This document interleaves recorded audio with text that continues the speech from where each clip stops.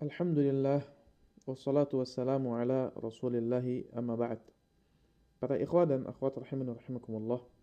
Kemudian kita beranjak ke nama Allah Subhanahu wa taala yang lain, di antara nama Allah adalah Ar-Rabb. Maka seorang muslim wajib mengetahui apa makna dan bagaimana cara beribadah dengan nama ini. Seringkali ketika kita berdoa, kita mengatakan ya Rabb, wahai Rabb. Apakah bedanya antara ya Rabb dan ya Allah?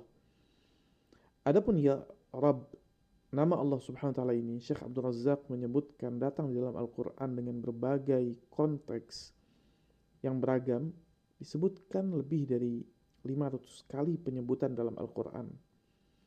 Dan di antara dalil dalam Al-Qur'an yang menyebutkan tentang nama ini adalah nama Allah adalah surat An-Nas. Ketika Allah Subhanahu wa taala berfirman, "Qul a'udzu birabbin nas."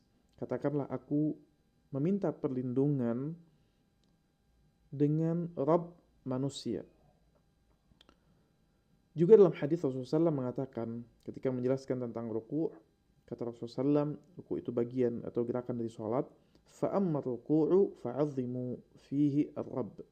Adapun ketika kalian ruku', maka agungkanlah di dalam ruku' kalian ar-Rabb. Itu nama Allah Subhanahu wa taala.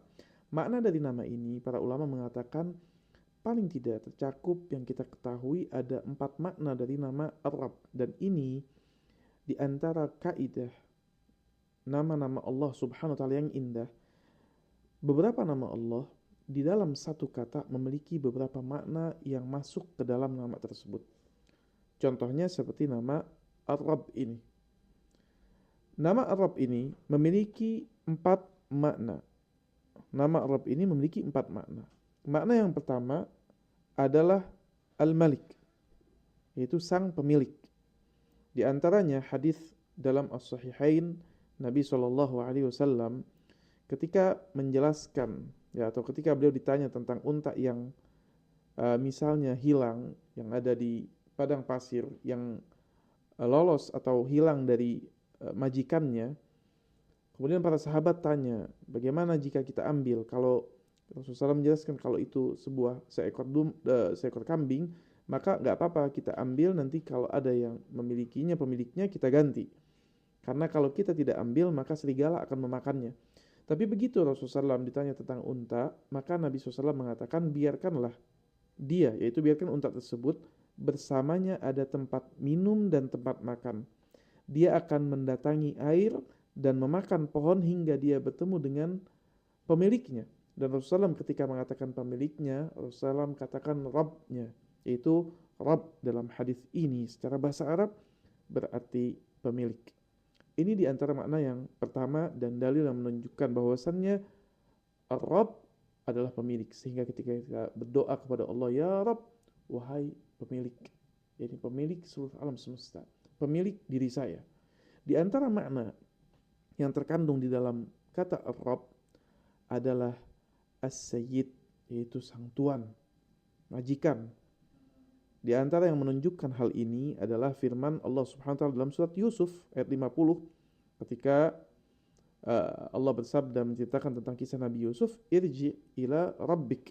Itu perkataan Nabi Yusuf, kembalilah kepada tuanmu. Saat itu penguasa di Mesir. Dan Nabi Yusuf mengatakan tuan di dalam bahasa Arab ini, Allah menjelaskan dalam bahasa Arab, kalimat Nabi Yusuf yang Allah ceritakan dalam bahasa Arab mengenai tuan atau majikan, yaitu dengan kata Rabb. Sehingga di antara makna dari Ar-Rabb adalah majikannya, tuannya kita. Maka ketika kita berdoa, ya Rabb, maka engkau adalah pemilikku dan engkau adalah tuanku.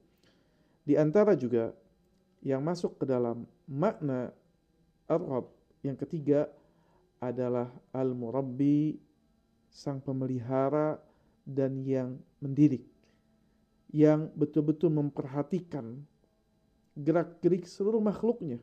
Dia yang memastikan perkembangan apa yang diterima dan apa yang terjadi oleh makhluk-makhluknya.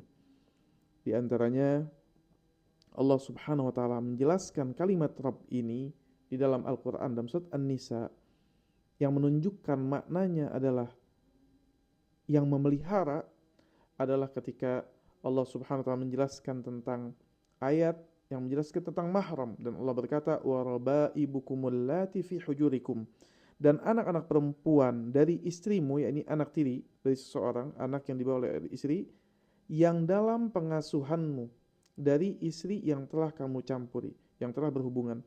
Allah katakan anak-anak tersebut waraba ibukum, yaitu anak-anak yang kalian asuh, yang kalian uh, pelihara, sehingga di antara makna Rabb adalah dia sang pemelihara, dia yang memelihara betul-betul seluruh makhluknya.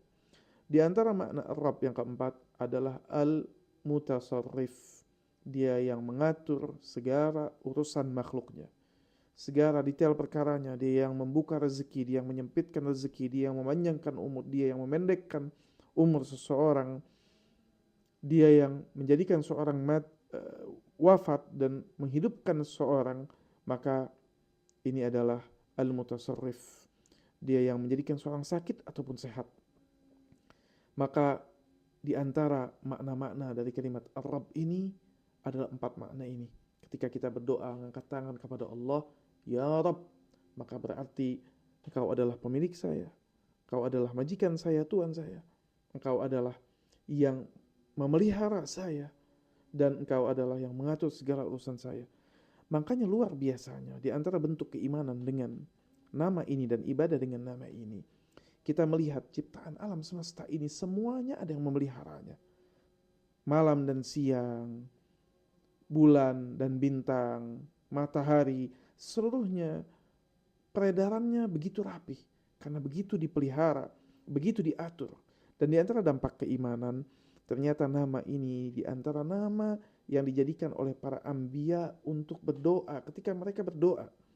Kenapa? Ketika hajat seseorang kepada sesuatu dan sebab di dunia ini seluruhnya terputus.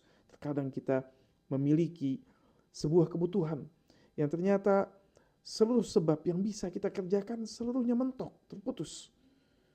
Maka kita mengangkat tangan kita mengatakan, wahai yang memeliharaku, wahai Rabb, wahai Rabbi, perbaiki perkara-perkara diriku.